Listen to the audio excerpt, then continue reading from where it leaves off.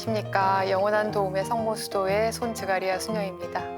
자, 오늘은 지난 시간에 이어서 이스라엘의 찬양 노래인 시편을 함께 읽어보도록 하겠습니다. 먼저 시작하기 전에 성경을 읽기 전에 드리는 기도 함께 바치고 시작하겠습니다. 성부와 성자와 성령의 이름으로 아멘. 성경 안에서 저희를 친절히 만나주시는 아버지, 넘치는 성령의 빛으로 제 눈을 열어주시어 당신의 빛을 보게 하시고 제 귀를 열어주시어 당신의 말씀을 듣게 하시며 제 마음을 열어주시어 당신의 생명을 받아 안게 하소서. 그리하여 말씀의 신비가 얼마나 넓고 높고 깊은지 깨달아 알고 인간의 모든 지식을 초월한 그리스도의 사랑에 대한 뜨거운 감동으로 저의 모든 일상생활 가운데 새로운 기쁨과 당신의 능력이 빛나게 해주시며 저의 모든 형제들과 함께 당신의 영광을 찬미하게 하소서. 우리 주 예수 그리스도를 통하여 비나이다. 아멘. 성부와 성자와 성령의 이름으로 아멘. 네, 지난 시간에 우리는 시서지혜서가 어떤 책인지, 그리고 시서지혜서 안에 있는 시편이 어떤 책인지 대략 살펴보았습니다. 그리고 시편이 가지고 있는 어떤 특성, 그리고 이스라엘의 찬양의 기도라는 거, 이런 것들 살펴보았고, 그 중에서 시편집의 서론격이 되는 1편을 좀 자세히 살펴봤습니다. 시편이 인생의 희노애락, 그리고 이스라엘 백성의 역사 안에서 하느님께서 섭리하셨던 그 모든 것들이 다 담겨있는 책이라면 그 내용들이 서론격이 되는 1편에 다 요약이 되어 있었고, 1편이 어떤 내용인지 의인과 악인의 길 이런 거 대조하면서 말씀을 드렸습니다.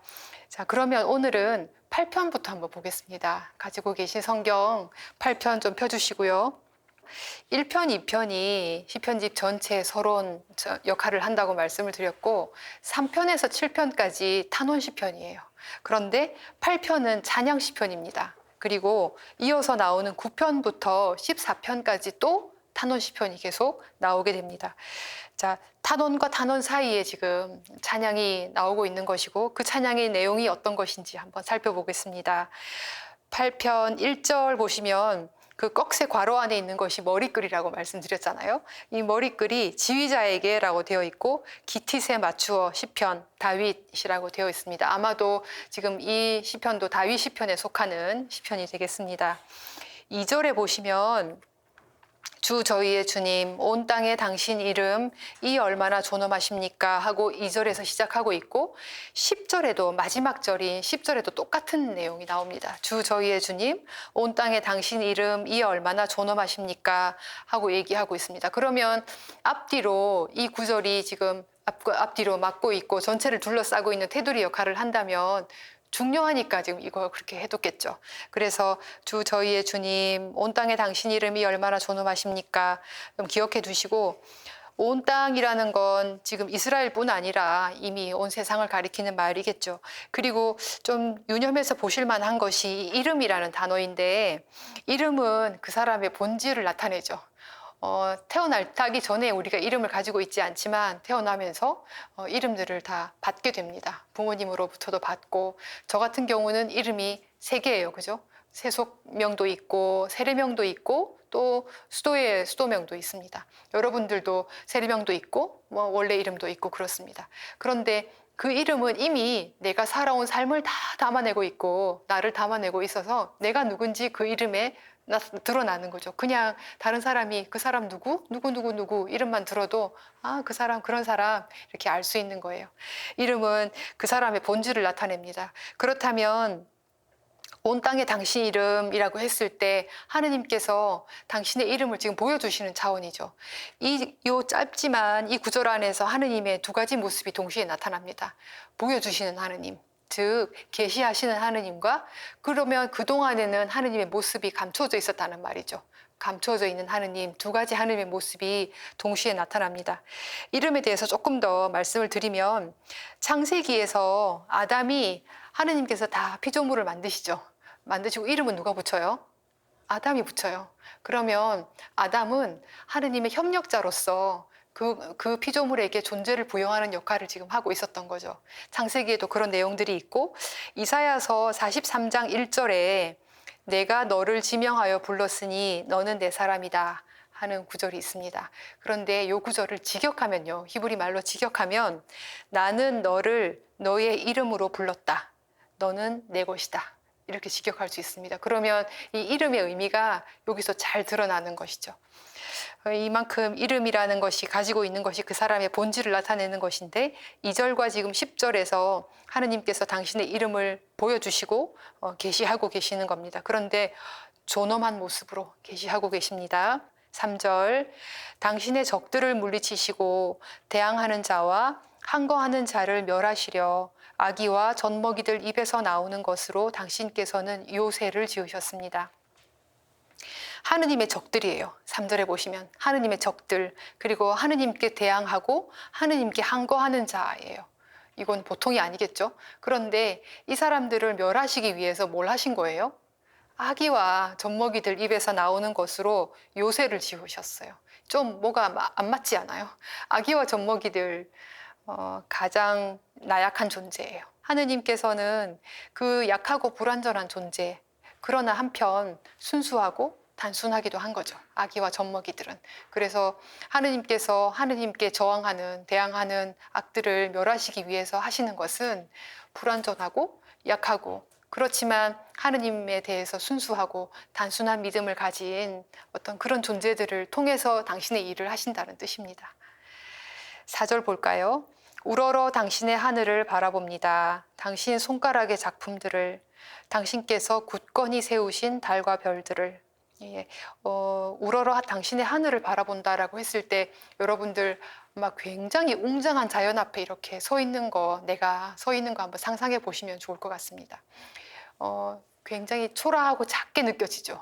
우리의 존재가, 인간이라는 존재가 얼마나 나약하고 초라하고 그냥 보잘것없는 존재인지, 어떤 웅장한 자연 앞에 섰을 때 우리는 하느님 앞에 섰을 때 그야말로 악이고 젖먹이일 수밖에 없다는 내용입니다. 그러나 이렇게 하느님에 대한 묵상이, 하느님이 누구신가, 그리고 하느님을 알아보는 이 묵상이 시작되는 자리가 결국은 자연 앞에 섰을 때요. 웅장한 자연 앞에 섰을 때, 그리고 내가 이렇게 초라하고 비참한 존재일 수밖에 없구나 하는 걸 인정하면서부터 하느님에 대해서 알아가기 시작하는 거예요. 우리는 5절 볼까요? 인간이 무엇이기에 이토록 기억해 주십니까? 사람이 무엇이기에 이토록 돌보아 주십니까? 이 5절은요, 8편의 절정이에요. 9절, 가장 중요한 구절이에요. 인간과 사람이라는 두 단어가 쓰이고 있는데, 히브리 말에도 인간은 에노시라는 단어를 쓰고 있고, 사람이라는 단어는 아담이라는 단어를 쓰고 있어요.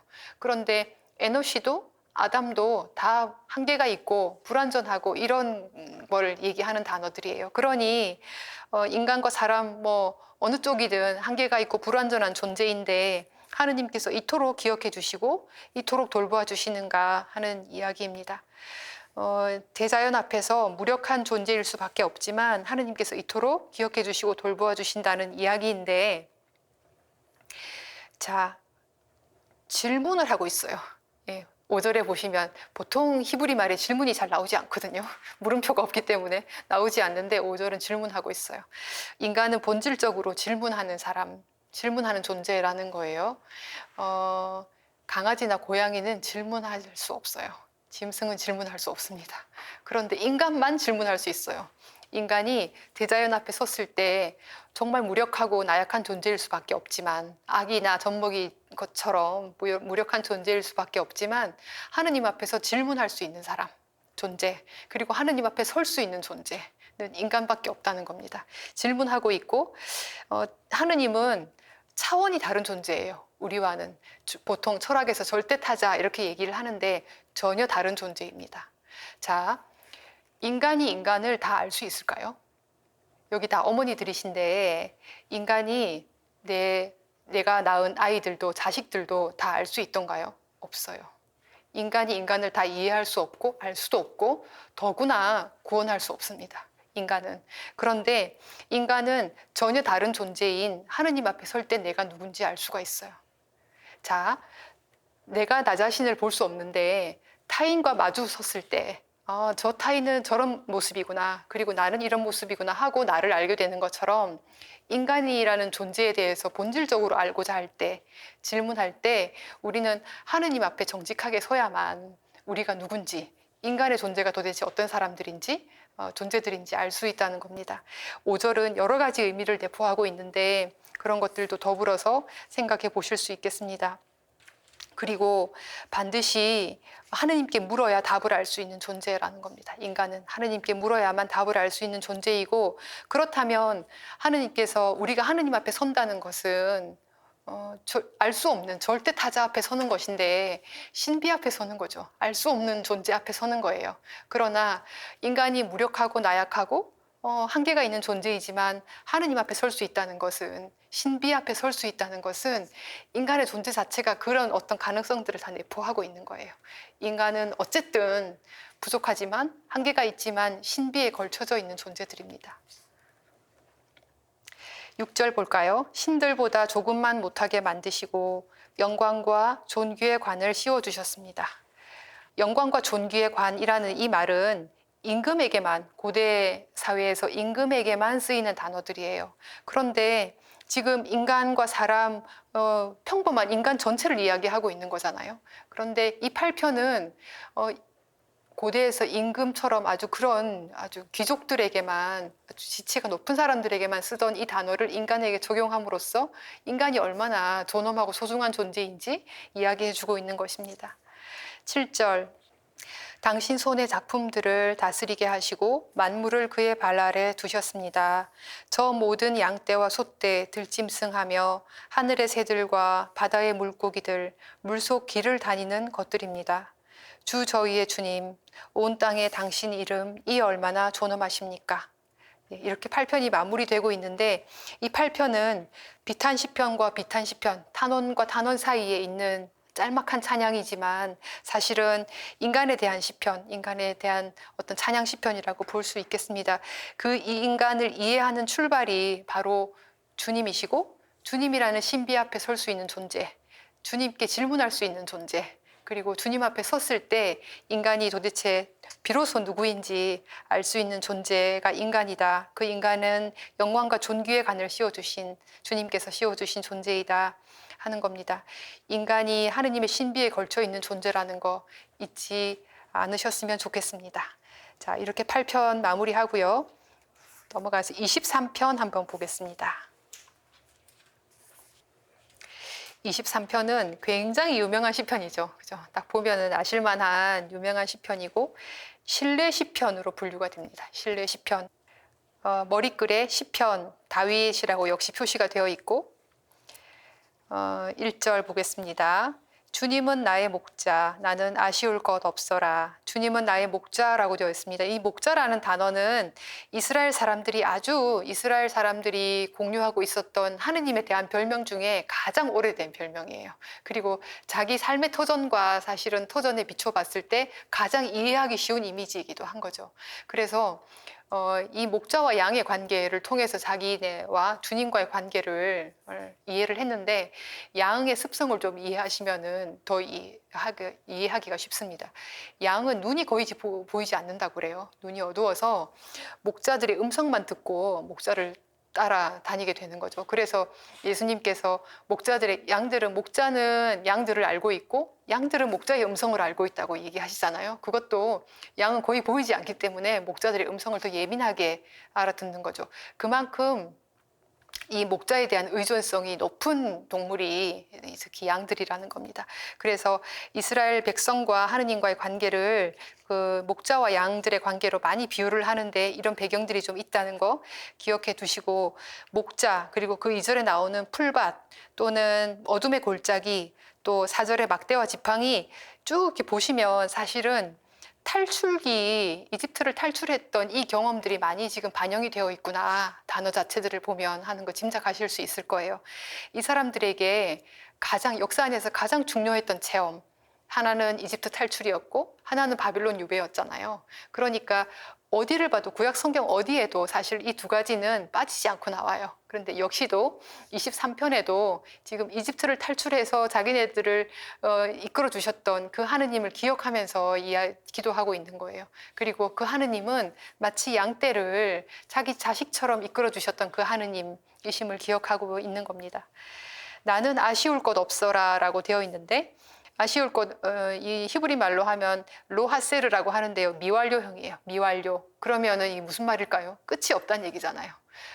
주님께서는 우리의 목자가 되어주시고 아쉬울 것이 없는데 이것은 중단되지 않는다. 끝이 없다는 겁니다. 마침이 없다. 2절. 푸른 풀밭에 나를 쉬게 하시고 잔잔한 물가로 나를 이끄시어 라고 되어 있습니다. 이 풀밭도 역시 이집트 탈출을 연상케 하는 단어가 되겠습니다. 잔잔한 물가도 복수로 사용되고 있습니다.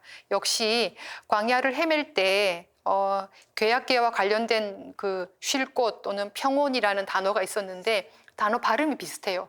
그래서 지금 우리는 번역된 글을 보기 때문에 사실을 좀 모를 수 있는데 원문을 보면 이런 어떤 비슷한 단어를 쓰고 또 비슷한 단어를 연상시키는 이런 기법을 사용해서 실은 탈출을 통해서 구원해 주셨던 하느님을 기억하는 겁니다. 자, 3절 보겠습니다. 내 영혼의 생기를 돋우어 주시고, 영혼은 존재 전체를 얘기하고 있습니다. 바른 길로 나를 끌어주시니 당신의 이름 때문이여라. 이 바른 길이라는 것은 아마도 내용상으로 보면 정의로운 길, 의로운 길 이렇게 될 텐데 히브리 말로는 마갈이라고 해요. 마갈. 그런데 이것은 사람들이 많이 다니는 큰 길이 아니에요.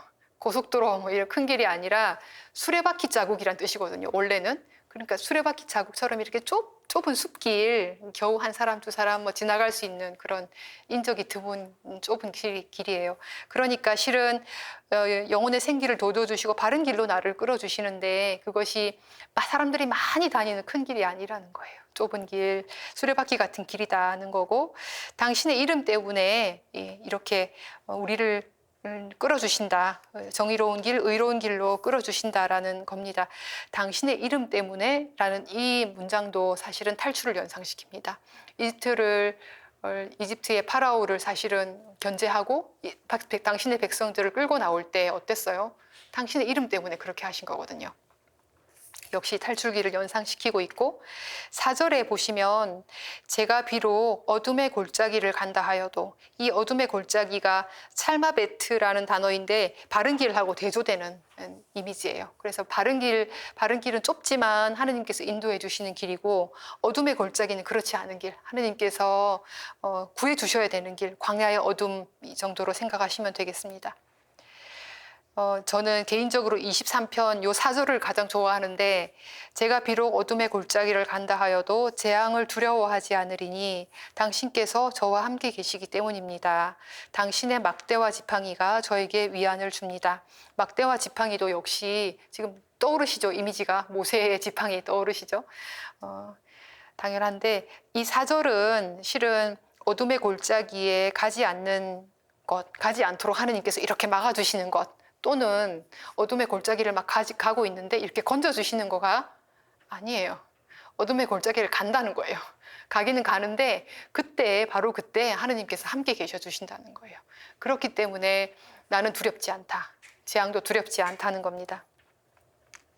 우리는 흔히 이 하느님께서 우리에게 구원을 베푸신다, 또는 우리를 구해주신다고 할 때 우리에게 닥쳐오는 불행을 치워주시거나 그 불행에서 건져주시기를 바랄 수가 있는데, 사실은 시편 저자는 그 얘기를 하는 것이 아니라 바로 그때 주님께서 내 옆에 계신다는 거예요. 막대와 지팡이를 들고 내 옆에 계셔 주시는 겁니다.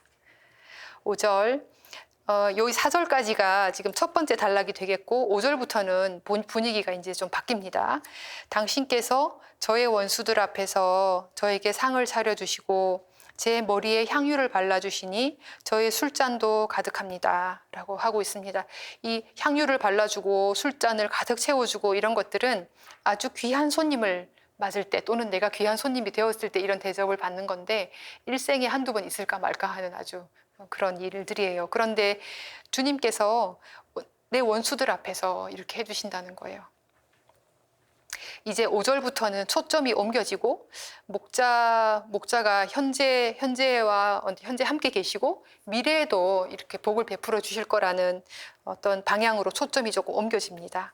6절 저의 한평생 모든 날에 호의와 자애만이 저를 따르리니 역시 이집트 탈출과 광야 여정을 호의와 자애로 지금 귀결시키고 있다고 보시면 되는데 이 호의라는 단어 그리고 자애라는 단어를 좀 기억해 두실 필요가 있습니다. 호의는 히브리 말로 토브라는 단어예요. 토브. 어디서 많이 들어보셨죠? 창세기에 하느님께서 막 만드시고 첫째 날, 둘째 날 만드시고 보시니 좋았다 했을 때 토브예요.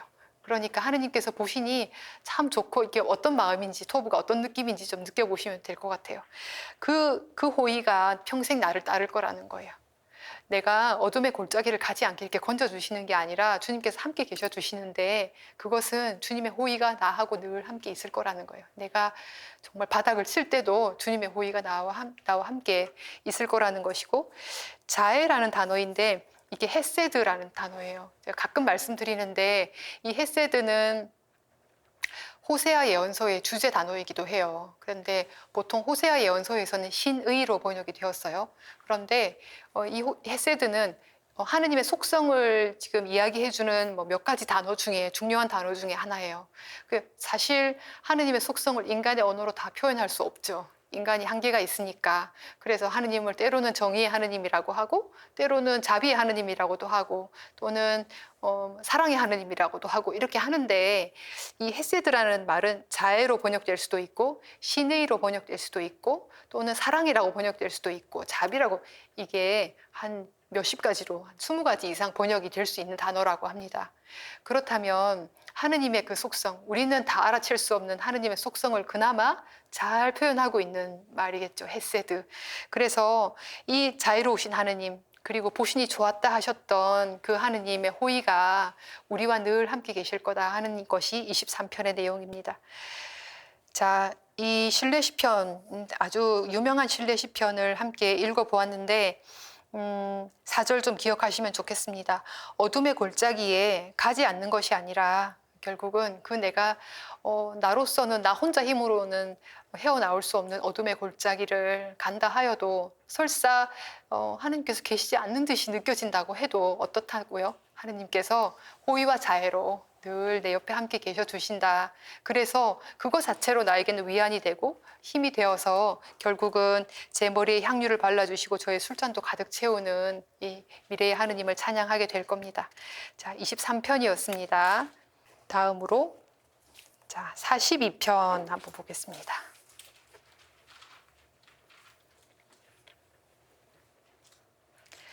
41편까지가 1권이었어요. 시편 1권이었고 이제 42편부터 이제 2권이 시작되었습니다.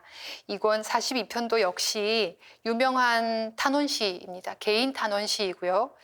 아까 잠깐 서론 때 지난 시간에 서론 때 말씀드렸는데 시편은 전체적인 구성도 뭔가 우리에게 이야기해 주는 것이 있고 또 단락단락 이렇게 세트로 되어 있는 구성 자체가 이야기해 주는 것이 있는데 42편, 43편, 44편이 한 세트로 볼 수 있습니다. 42, 43편은 개인 탄원시 그리고 44편은 공동체 탄원시예요.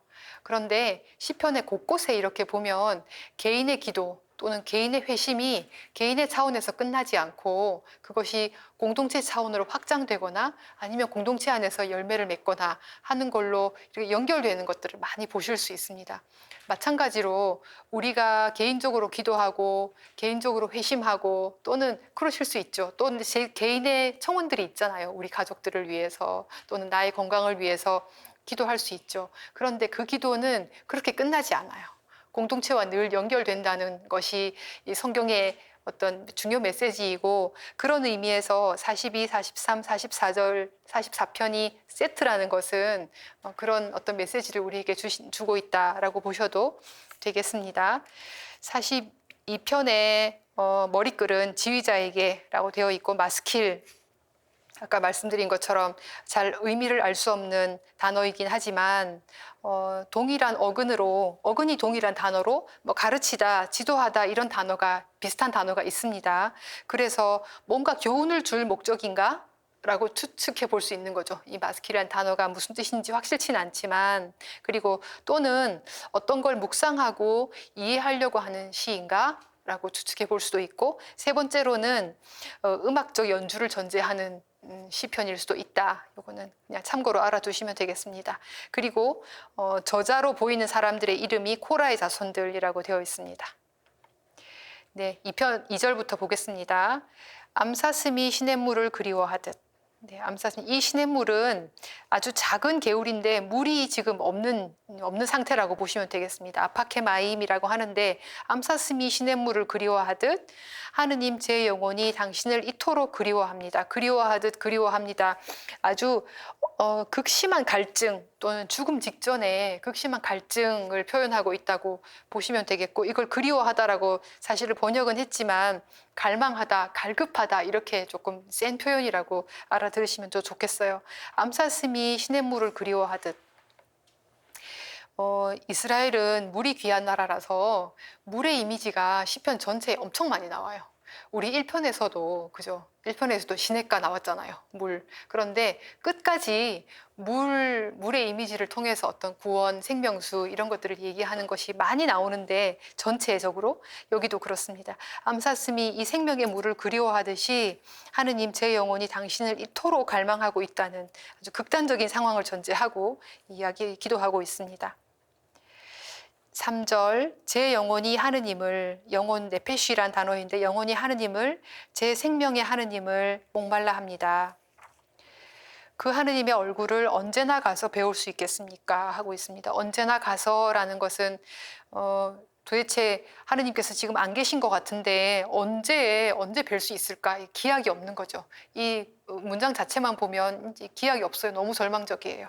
그리고 탄식하고 있고 하느님의 부재에 대해서 절망하고 있는 상황입니다. 4절, 사람들이 제게 온종일 내 하느님은 어디 계시냐 빈정거리니 낮에도 밤에도 제 눈물이 저의 음식이 됩니다. 아마도 추측컨대 이렇게 이스라엘 백성들이 힘들었을 때는 아마도 유배 시절이 아닐까 하고 추측할 수 있습니다. 너 유배는 지금 바빌론으로 유배 간 거 아니에요. 거기는 바빌론의 신 마르둑이 야훼보다 더 힘세다 이렇게 생각하고 있었던 거잖아요. 그러니 바빌론의 그 이방인들이 너 야훼 하느님 믿는다며? 어디 있는데? 증명해봐 이렇게 조롱할 수 있는 거죠. 그 상황에 제 눈물이 저의 음식이 된다라고 얘기하고 있습니다. 앞절에 주위의 조롱에 고통을 당하고 눈물이 음식이 될 지경인데 물을 좀 전에 암사슴이 시냇물을 그리워하듯이 그 생명물을 갈망했잖아요. 그런데 생명물은커녕 눈물이 자기 음식이 될 지경이 되었습니다. 5절, 영광스러우신 분의 초막 하느님의 집까지 환호와 찬미 소리 드높이 축제의 무리와 함께 행진하던 일들을 되새기며 저의 영혼이 북받쳐 오릅니다. 이 영혼이 북받쳐 오른다는 말이 아마 느낌이 좀 있으실 거예요. 얼마나 지금 서러운 상태인지. 일들을 되새기며 저의 영혼이 북받쳐 오릅니다 라는 요 구절을 직역하면 이 일을 기억하고 내가 나의 영혼을 내 위로 쏟아붓는다 라고 직역할 수 있습니다. 조금 더 느낌이 더 와닿으시죠? 영혼을 쏟아붓는데요. 그만큼 힘든 상황이고 옛날 생각을 한 거예요. 영광스러우신 분의 초막도 생각하고 그 하느님 집에 함께 순례 때 이렇게 기도하러 올라가던 그 시절을 기억하고 이제 그러고 지금 내 현실을 보니 너무나 기가 막혀서 영혼이 북받쳐 오른다고 표현하고 있습니다. 과거를 회상하는 거예요. 6절, 내 영혼아 어찌하여 녹아내리며 내 안에서 신음하느냐. 영혼이 녹아내린대요. 그리고 내 안에서 신음하느냐. 자기 자신에게 지금 얘기하고 있는 거예요. 하느님께 바라라. 난 그분을 다시 찬송하게 되리라. 나의 구원, 나의 하느님을. 그런데 가만히 보시면 5절과 6절에 지금 저자가 계속 자기가 이야기하고 있는 거예요. 혼자 이야기를 하고 있는데 5절의 내용과 6절의 내용이 전혀 다르죠. 우리가 절망의 순간이 있을 수 있어요. 바닥을 치는 절망의 순간이 있을 수 있는데 바로 그 순간에 하느님께 다시 얼굴을 돌려야 되겠구나, 하느님께 다시 매달려야 되겠구나 하는 마음을 먹을 수도 있다는 거예요. 우리 안에는 그런 두 가지 마음이 다 있다는 거예요. 내 안에 절망밖에 없을 수는 없어요. 그러니 절망의 순간에 다시 하느님께 얼굴을 돌리는 것, 돌릴 줄 아는 것, 우리 마음 안에 있는 절망이 전부가 아니라는 거 좀 기억하셨으면 좋겠습니다. 6절에 나의 구원 나의 하느님을 이라고 되어 있는 요 구절에 나의 구원이 여기서는 직역하면 그의 구원이라고 직역이 됩니다. 그런데 번역은 나의 구원이라고 되어 있어요. 제 영혼이 안에서 녹아내리며, 영혼이 녹아내린다고 표현한 것은 이제 생명력이 완전히 없어졌다는 뜻입니다. 극단적인 절망의 상황입니다. 요르단 땅과 헤르몬과 미츠아르 산에서 당신을 생각합니다. 이스라엘 사람들에게 물이 되게 중요하잖아요. 그런데 이스라엘의 강이, 소소한 강들은 많지만 여러분들이 아는 강, 단 하나의 강이 있잖아요. 요르단강. 네, 요르단강의 수원지가 헤르몬 쪽이잖아요. 그러니 이 사람들에게 헤르몬의 이미지는 생명을 주는 물이 많은 곳, 네, 구원이 있는 곳, 정말 하느님께서 복을 베푸신 곳, 축복하신 곳, 이런 이미지인 거예요, 헤르몬은. 그런데 그곳에서 이스라엘 강의 근원지에서 당신을 생각합니다라고 하고 있습니다. 8절 당신의 폭포 소리에 따라 너울이 너울을 부릅니다. 당신의 파도와 물결이 모두 제 위로 지나갔습니다. 그 생명물을 주는 그 수원지, 풍요로운 곳 헤르몬을 생각을 하는데 동시에 하느님의 어떤 폭포 소리, 파도, 너울 이런 것들이 지금 내 삶 위를 지나가고 있다는 거예요. 물에 빠져, 물이 두 가지 이미지가 있는 거죠. 나에게 생명을 줄 수도 있고 물에 빠져 죽을 수도 있는 거잖아요. 이스라엘 사람들에게 물은 두 가지 이미지예요. 물은 귀한 것이지만 우기 때 비가 많이 와서 급류로 쏟아지면 거기에 더 휩쓸려 가버리는 거예요. 사람도 짐승도 다른 나무들도. 그래서 물은 무서운 어떤 존재예요. 그런데 여기도 그 수원이 되는 헤르몬을 생각하지만 동시에 그 마음을 지배하는 것은 더 큰 시면, 혼돈, 절망, 이런 것. 그래서 하느님께서 마치 자신을 다 잊어버린 것 같다는 겁니다. 주님을 기억하고 있지만 더 큰 혼란과 더 큰 어떤 고통이 지금 이 저자를 휩쓸고 지나가고 있습니다. 9절 낮 동안 주님께서 당신 자애를 베푸시면 나는 밤에 그분께 노래를, 내 생명의 하느님께 기도를 올리네. 10절 내 반석이신 하느님께 말씀드렸네. 어찌하여 저를 잊으셨습니까? 어찌하여 제가 원수의 핍박 속에 슬피 걸어가야 합니까? 여기까지가 이제 저자가 기도하는 단락이에요. 11절 적들이 내 하느님은 어디 계시느냐 온종일 제게 빈정대면서 제 뼈들이 으스러지도록 저를 모욕합니다. 이게 참 신의 시인 것 같아요. 이 표현이 굉장히 풍요로워요. 정서적이고. 그런데 그 모욕이 뼈가 으스러질 것 같은 거예요. 죽을 것 같은 거예요. 뼈가 으스러지도록 자기를 모욕한다고 적고 있습니다. 저자는 하느님의 집을 기억하고 하느님을 기억했지만 여전히 지금 절망만 더 깊어가고 있는 상황입니다. 12절 내 영혼아 어찌하여 녹아내리며 어찌하여 내 안에서 신음하느냐. 하느님께 바라라. 나 그분을 다시 찬송하게 되리라. 나의 구원, 나의 하느님을. 자, 이렇게 절망적인 상황이지만 나의 구원, 나의 하느님께 다시 하느님을 바라보고 다시 그분을 찬송하게 될 거다라는 말로 마무리를 하고 있습니다. 42편은. 그런데 지금 요 12절과 아까 읽었던 6절이 지금 똑같은 단락이죠. 후렴이 반복이 되고 있는데 여기서 나의 구원은 명시적으로 나의 얼굴의 구원이에요. 직역하면 나의 얼굴의 구원. 6절은 그의 구원 또는 그의 얼굴의 구원. 그러니 이제 마무리를 하면서 저자는 그 하느님께서 내가 지금 기다리고 기도하고 애타게 부르짖는 이 하느님이 나의 구원이 될 거라는 확신을 가지고 마무리를 하고 있는 겁니다. 이 42편은 우리 삶 속에서 마치 하느님이 계시지 않는 것 같은 상황에 맞닥뜨리게 된다는 거예요. 누구나 예외 없이. 맞닥뜨리게 되지만 주위의 조롱과 무시까지 더해져서 아마 이 절망은 한도 없이 절망에 빠지게 될 거예요. 그런데 우리 마음 안에는 절망만 있지 않고 다시 하느님을 기억하고 그 하느님께 기도할 수 있는 마음이 있다는 거예요. 그래서 우리 마음 안에 절망이 다 덮은 것 같을 때, 정말 빛이 없는 것 같을 때 42편 한번 읽어보세요. 그리고 반드시 내 마음 안에서 다시 하느님께 얼굴을 돌려라, 하느님께 다시 기도하라 하는 마음이 분명히 있으니까 42편 읽어보셨으면 좋겠고, 어느 쪽을 선택할지는, 어느 쪽에 힘을 더 싣고 선택할지는 우리가 하는 일이죠. 절망을 선택할지 하느님께 얼굴을 돌리는 것을 선택할지는 우리가 할 일인 것 같습니다. 네, 42편이었고요. 43편 아까 말씀드린 것처럼 43편은 개인 단원시, 44편은 이제 공동체로 확장되는 공동체 단원시가 되겠습니다. 또 유명한 시편인데 51편 한번 보겠습니다. 51편. 51편은 지휘자에게 시편 다윗이라고 머리글이 나와 있고, 특별히 이 시편은 어떤 상황에서 이 시편을 다윗이 노래했는지 상황에 대한 설명이 좀 있습니다. 그가 밧세바와 정을 통한 뒤 예언자 나탄이 그에게 왔을 때, 기억나시죠? 그죠? 사무엘기 학원 11장과 12장의 내용입니다. 나중에 한번 또 따로 읽어보시면 좋겠고, 무슨 상황이냐 하면 간단히 말씀을 드리면 밧세바를 취했잖아요. 예뻐 보여서 취했어요. 그리고 지금 그 일만 한 게 아니라 뭐 했어요 또? 밧세바의 남편 우리아도 죽였어요. 그리고 살인까지 한 거죠, 다윗이. 그런데 나탄이 찾아왔어요. 하느님의 명을 받고 찾아와서 비유를 들어서 다윗에게 얘기하는 거예요. 임금님, 어떤 두 사람이 있었는데 한 사람은 부자다, 양떼가 많다. 그리고 가난한 집에 암양이 한 마리 있다. 그런데 이 가난한 집 사람은 그 암양이 너무 소중해서 잘 때도 안고 자고 애지중지한다.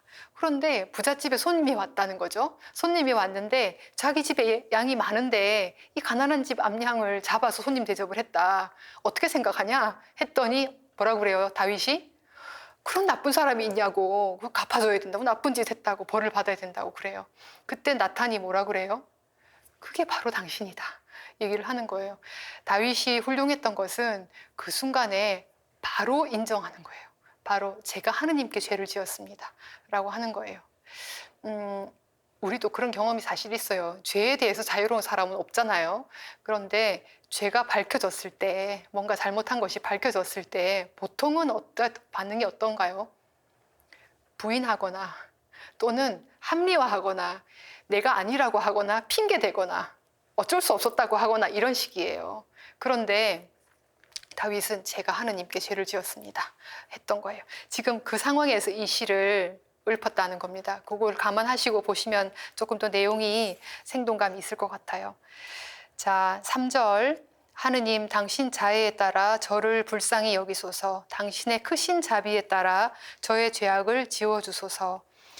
이 자비라는 단어 아마 많이 들어보셨을 거예요. 어머니 자궁이란 뜻이 있는 단어예요. 라함이라는 단어, 창자, 자궁 이런 단어인데, 하느님의 자비는 엄마가 아기를 뱃속에 품고 있는 것처럼 그런 자비라는 거예요. 그리고 뭔가 잘못됐을 때 그 창자가 끊어지는 것 같은 아픔을 느끼는 그 자비에 지금 호소하고 있는 거죠. 다윗은 자비에 따라 저의 죄악을 지워달라고 호소하고 있습니다. 4절. 저의 죄에서 저를 말끔히 씻으시고 저의 잘못에서 저를 깨끗이 하소서. 저의 죄악을 제가 알고 있으며 저의 잘못이 늘 제 앞에 있습니다. 정직한 거요. 하느님 앞에서 정직한 거. 그리고 자기의 잘못 앞에, 죄 앞에서 정직한 거. 좀 전에 말씀드렸지만 인간은 보통은 이렇지 않아요. 보통은 아니라고 해요. 아니고 어쩔 수 없었거나 핑계를 대거나. 그런데 반드시 회심할 때는, 참된 회심이라면 정직해야 되는 것, 있는 그대로 나를 인정하고 있는 그대로 하느님 앞에 그냥 설 수 있는 것, 이것이 참된 회심입니다. 지금 다윗은 그거 하고 있는 거예요. 하느님의 그 라함에 호소하고 있고 하느님 앞에 정직하게 서고 있는 거예요. 6절. 당신께, 오로지 당신께 잘못을 저지르고 당신 눈에 악한 짓을 제가 하였기에 판결을 내리시더라도 당신께서는 의로우시고 심판을 내리시더라도 당신께서는 결백하시리이다.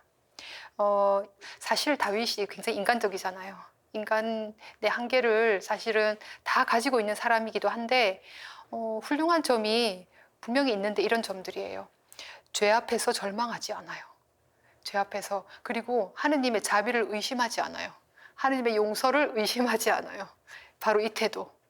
어때요? 여러분들 다 자녀들 키워보신 경험들이 있어서 분명히 다 알아요. 뭐 잘못한 거. 자녀가 뭐 잘못한 거 알 때 와가지고 잘못했다고 하면 그냥 아무것도 아닐 걸 아니라고 하거나 자기가 먼저 화를 내고 문을 쾅 닫고 들어가 버리거나 그죠?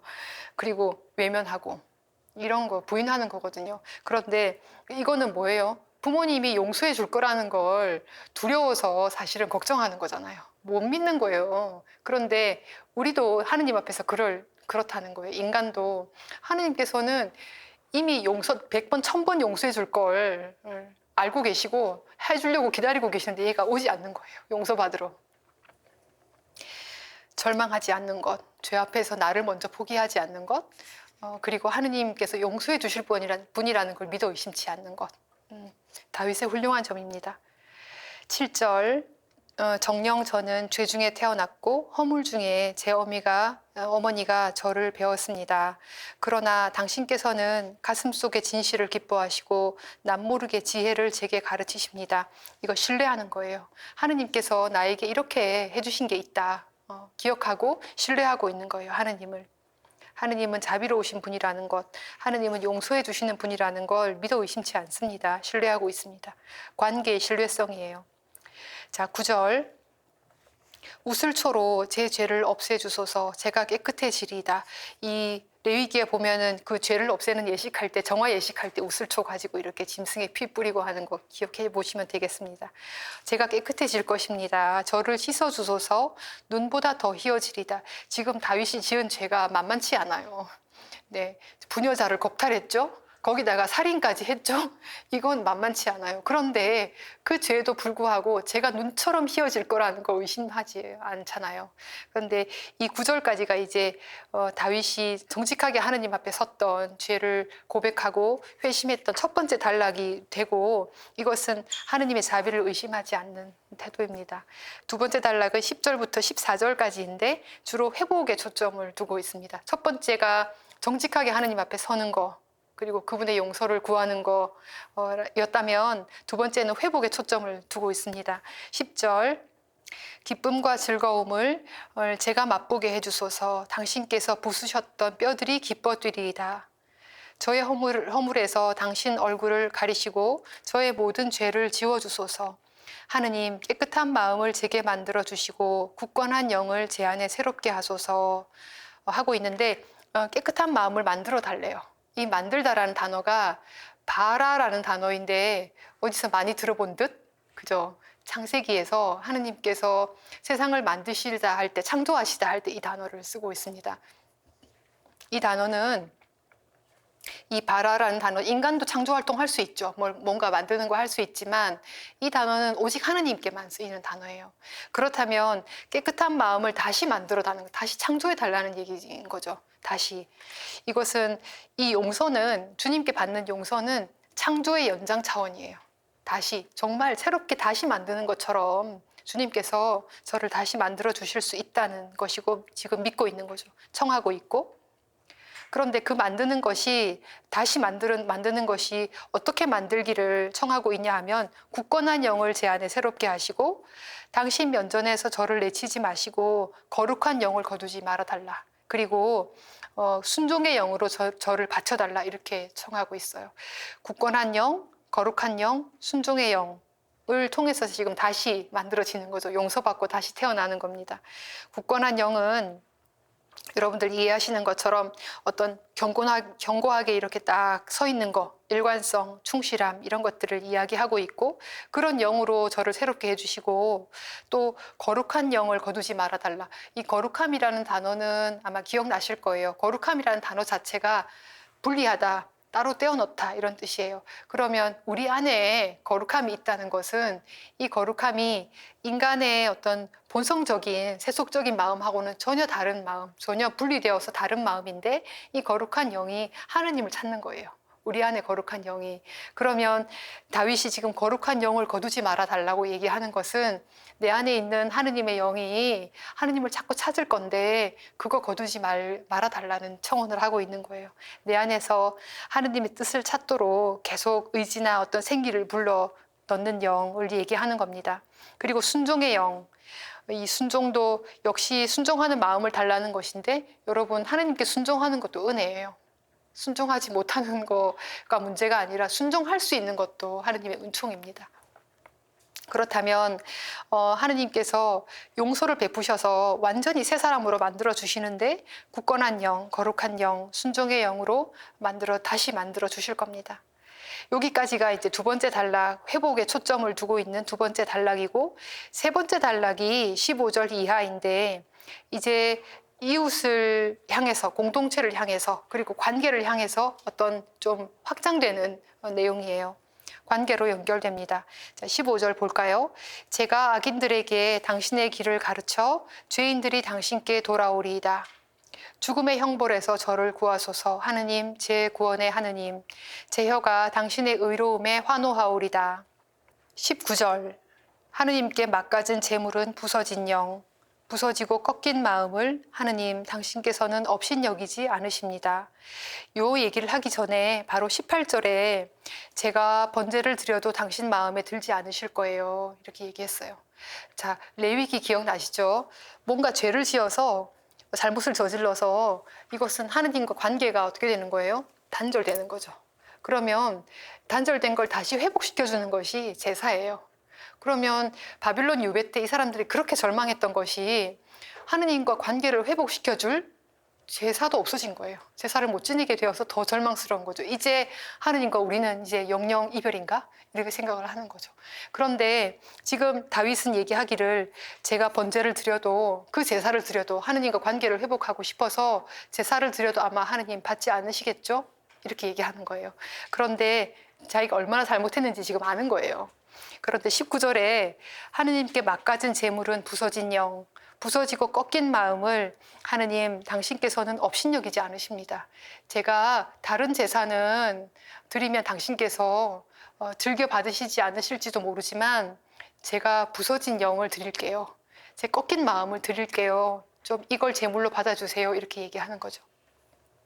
그리고 하느님께서 절대 그 부서진 영과 꺾인 마음으로 바치는 제물을 업신여기지 않을 거라는 걸 다윗이 믿고 있는 겁니다.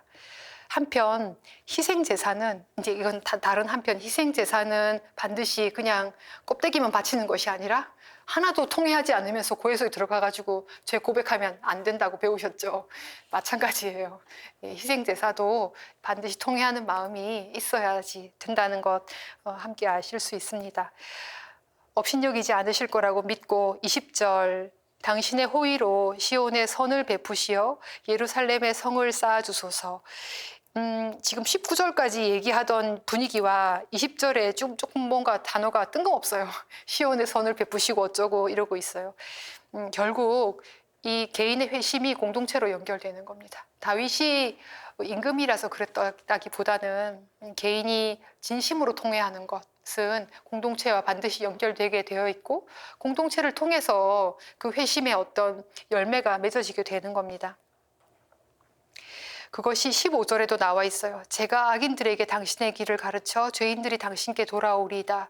자기가 그랬잖아요. 자기가 죄인이었고 자기가 악인이었어요. 그런데 이제 하느님께서 다윗을 다시 창조해 주셨고 이제 내가 이렇게 용서받았으니 나 같은 죄인을 회두시키겠다 이거죠. 죄인들에게 당신께 다시 돌아오게 하겠다. 21절 마무리입니다. 그때 당신께서 의로운 희생 제물을 번제와 전번제를 즐기시리다. 그때 사람들이 당신 제단 위에 숫소들을 봉헌하리이다 하고 마무리하고 있습니다. 아까 배경을 조금 말씀을 드렸는데 그 배경 안에서 다윗이 어떻게 회심하고 어떻게 하느님께 다시 돌아오고 하느님의 자비를 믿는지 잘 아실 수 있는 시편이었고 진정으로 회개하는 죄인에게 일어나는 일이죠. 진정으로 회개하는 죄인에게 일어나는 일은 어쩌면 신비의 차원일 수도 있어요.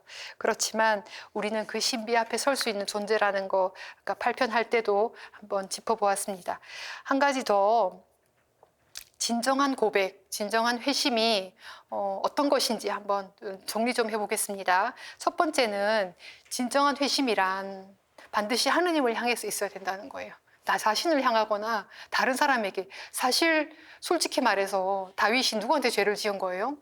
우리한테 굉장히 잘못했죠. 그리고 밧세바한테 굉장히 잘못한 거 아니에요? 그런데 어때요? 죄의 고백은 하느님께 하고 있는 거죠. 하느님께 죄를 지었다고 하고 있는 것이고, 진정한 회심은 항상 하느님을 향해 있어야 합니다. 두 번째, 죄를 고백하는 사람은 자신의 죄와 정직하게 대면해야 됩니다. 내가 자꾸 핑계를 대거나 뭔가 조건을 붙이거나 아니라고 외면하거나 하는 게 아니라 정직하게 있는 그대로 대면해야 된다. 이것이 진정한 제사의 핵심이기도 합니다. 세 번째는, 죄는 항상 사회적 차원을 포함합니다. 죄도 사회적 차원을 포함해. 나 혼자 아무도 모를 거야 아니고, 사회적 차원을 포함하고, 회심도 사회적 차원을 포함해서 공동체 유익이 되거나 공동체 안에서 어떤 열매를 맺으시게 됩니다. 그래서 51편 읽으시면서 누구나 죄에서 자유로운 사람은 없습니다. 누구나 죄를 지을 수 있고, 회심할 때 어떤 회심이어야 하는지 51편 통해서 잘 아실 수 있을 것 같습니다. 자, 오늘은 51편까지 하고 마치겠습니다.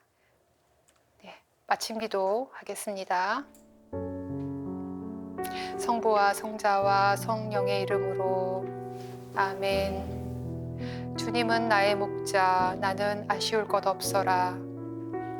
우리 목자이신 주님, 주님께 온전히 의탁하며 주님의 용서와 사랑을 신뢰하는 하루가 되게 해주소서. 우리 주 그리스도를 통하여 비나이다. 아멘. 영원한 도움의 성모님, 저희를 위하여 빌어주소서. 성 요셉, 저희를 위하여 빌어주소서. 한국의 모든 순교자, 저희를 위하여 빌어주소서. 성부와 성자와 성령의 이름으로 아멘. 네, 수고하셨습니다.